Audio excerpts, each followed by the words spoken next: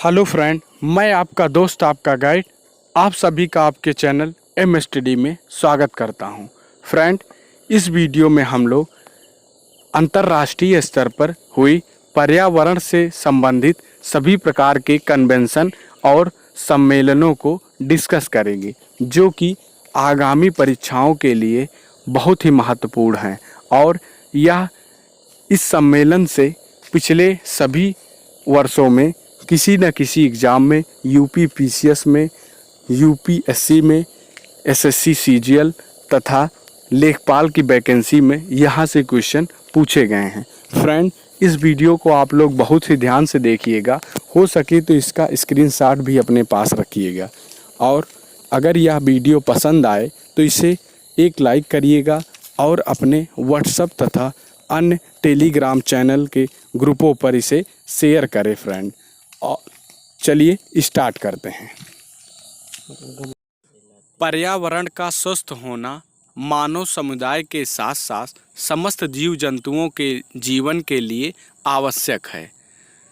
संयुक्त राष्ट्र पर्यावरण कार्यक्रम UNEP United Nation Environment Programme अग्रणी वैश्विक पर्यावरण प्राधिकरण है, जो वैश्विक पर्यावरण एजेंडा तय करता है। पर्यावरण पर पड़ने वाले दुष्प्रभावों एवं बढ़ती समस्याओं को देखते हुए पिछले कुछ दशकों में विश्व स्तर पर कई कन्वेंशन एवं बैठकें आयोजित की गई हैं। पर्यावरण समस्याओं तथा उनके समाधानों पर संपन्न हुई कुछ कन्वेंशन इस प्रकार हैं। स्टॉकहोम कन्वेंशन मानव स्वास्थ्य और पर्यावरण को अनवरत जैविक प्रदूषकों, प्रेसिस्टेंट ऑर्गेनिक पॉल्यूएंट्स यानी POP से बचाने के लिए एक वैश्विक संधि की गई है।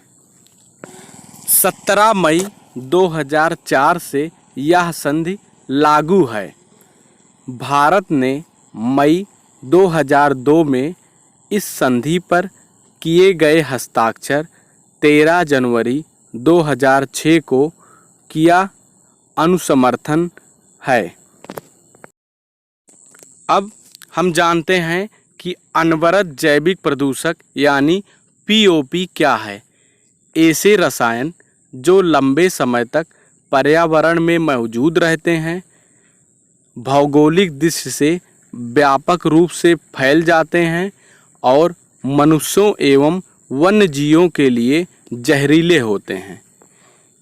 यह कन्वेंशन इरादतन उत्पादित सभी POP औद्योगिक रसायन और कीटनाशक के उत्पादन और उपयोग के उन्मूलन या प्रतिबंध की मांग करता है।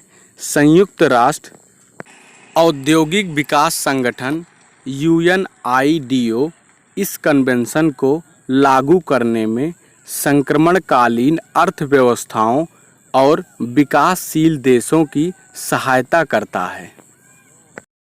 इस कन्वेंशन के बारे में कुछ और फैक्ट देख लेते हैं। भारत में DDT का कृषि क्षेत्र में उपयोग प्रतिबंधित किया गया है। वेक्टर नियंत्रण के लिए सीमित उत्पादन भी निर्धारित किया गया है। DDT के अलावा एड्रिन, क्लोरडेन, PCBs, पेंटाक्लोरोबेंजीन और एंडोसल्फेन आदि जैसे POP भी प्रतिबंधित किए गए हैं। नेक्स्ट है बेसल कन्वेंशन। खतरनाक अपशिष्ट पदार्थों के सीमा पार स्थानांतरण के लिए नियंत्रण और इसके निपटारे से संबंधित अंतर्राष्ट्रीय संधि। यह कन्वेंशन 22 मार्च 1989 में बेसल, जो कि स्विट्जरलैंड में है, पेलिनपोन्टेटियर्स के सम्मेलन द्वारा अपनाया गया तथा मई 1992 से लागू किया गया। भारत ने 24 जून 1992 को इस सम्मेलन की पुष्टि की। अब इस संधि के लक्ष्य एवं उद्देश्य देख लेते हैं। खतरनाक अपशिष्टों को कम करना, अपशिष्ट के निवारण का प्रबंधन कर स्वच्छ पर्यावरण संरक्षण को बढ़ावा देना, खतरनाक अपशिष्ट के स्थानांतरण पर रोक लगाने हेतु एक नियामक प्रणाली बनाना है। इस कन्वेंशन के अंतर्गत जहरीले, विषैले तथा विस्फोटक, संक्षारक, ज्वलनशील, इकोटॉक्सिक और संक्रामक अपशिष्ट को शामिल किया गया है। रॉटरडम कन्वेंशन यह एक बहुपक्षीय पर्यावरण समझौता है जो कुछ खतरनाक रसायनों के आयातकों एवं निर्यातकों की जिम्मेदारी तय करता है।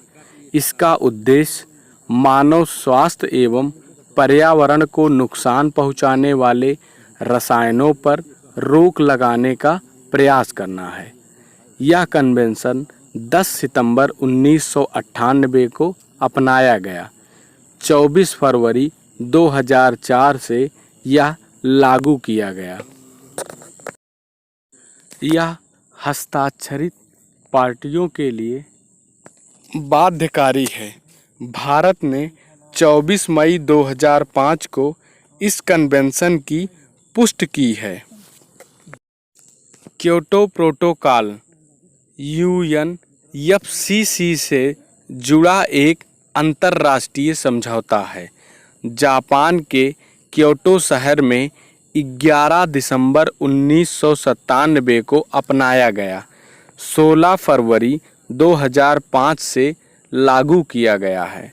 यह औद्योगिक देशों और यूरोपीय समुदाय के लिए ग्रीन हाउस गैस उत्सर्जन को कम करने के लिए बाध्यकारी लक्ष्य निर्धारित करता है।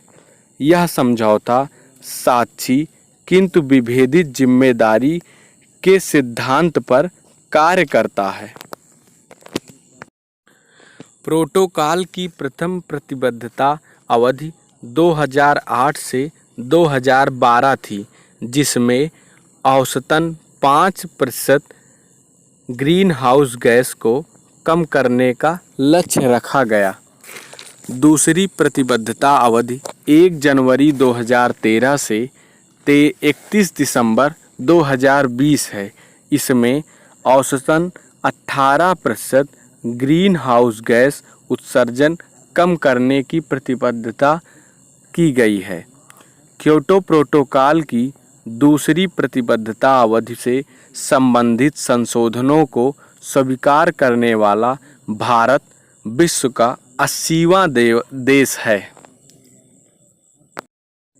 साइट्स का पूरा नाम वन्य जीवों और वनस्पतियों की संकटापन्न प्रजातियों के अंतर्राष्ट्रीय व्यापार पर कन्वेंशन है। इसका full form the convention on international trade in endangered species of wild fauna and flora है। इसका उद्देश्य यह सुनिश्चित करना है कि जंगली जानवरों एवं पौधों के अंतर्राष्ट्रीय व्यापार से उनके अस्तित्व एवं उत्तरजीविता पर खतरा ना हो। यह सरकारों के बीच एक अंतर्राष्ट्रीय समझौता है जिसे वाशिंगटन कन्वेंशन भी कहा जाता है। मिनीमाता कन्वेंशन पारा या मरकरी से संबंधित एक बहुपक्षीय पर्यावरण समझौता है। यह पारे के प्रदूषण में व्यापक योगदान दे रही विशिष्ट मानव गतिविधियों की पहचान करता है। 10 अक्टूबर 2013 को जापान के कुमामोटो शहर में आयोजित एक राजनयिक सम्मेलन में इस कन्वेंशन पर हस्ताक्षर किए गए हैं। भारत ने वर्ष 2018 में इसका अनुसमर्थन किया था। जैव विविधता पर convention Rio de Janeiro, Brazil में 1992 को स्वीकृत, 1993 में यह लागू किया गया। भारत द्वारा 1994 में इसका अनुसमर्थन किया गया। इसका उद्देश्य जैव विविधता का संरक्षण तथा इसके घटकों का सतत उपयोग सुनिश्चित करना है। कार्टाजोना प्रोटोकॉल CBD के लिए कार्टाजेना प्रोटोकॉल जैव सुरक्षा पर एक अंतर्राष्ट्रीय संधि है।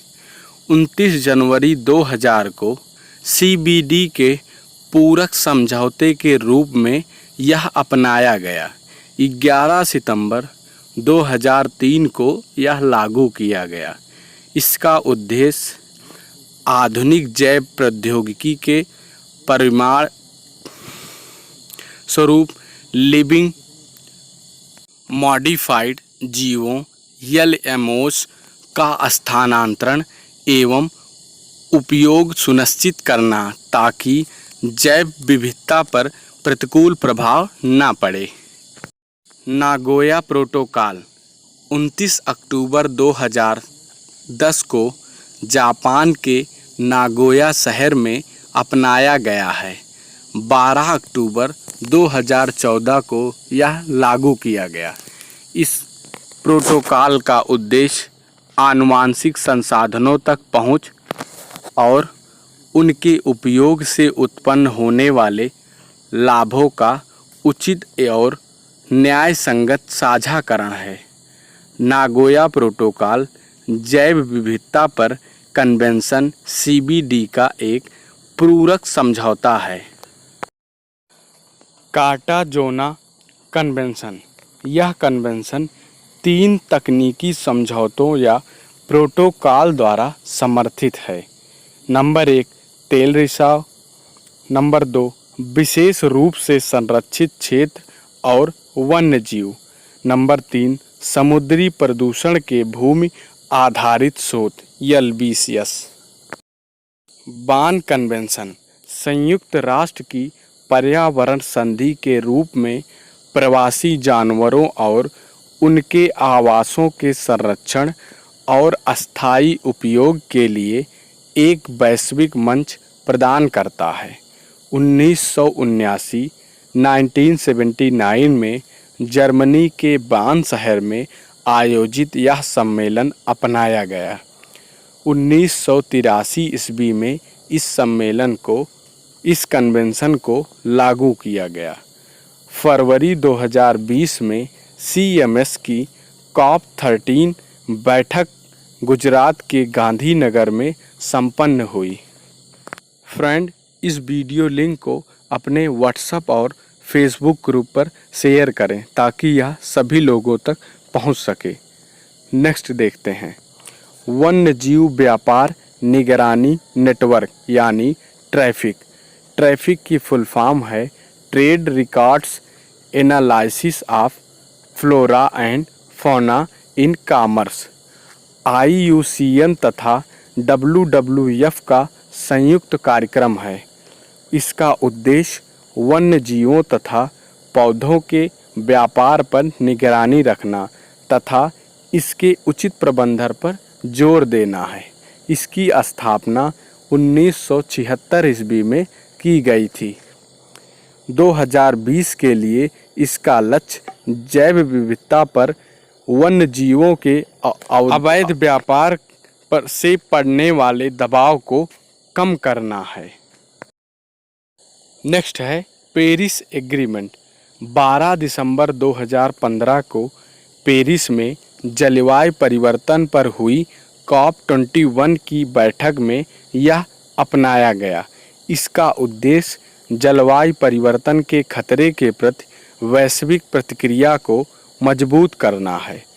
वैश्विक ग्रीन हाउस गैस उत्सर्जन को कम करना ताकि इस सदी में वैश्विक तापमान वृद्धि को पूर्व औद्योगिक स्तर से 2 डिग्री सेंटीग्रेड कम रखा जा सके। नेक्स्ट है UN convention to combat desertification UNCCD। 1994 में स्थापित UNCCD पर्यावरण और विकास को अस्थायी भूमि प्रबंधन से जोड़ने वाला एकमात्र कानूनी रूप से बाध्यकारी अंतर्राष्ट्रीय समझौता है।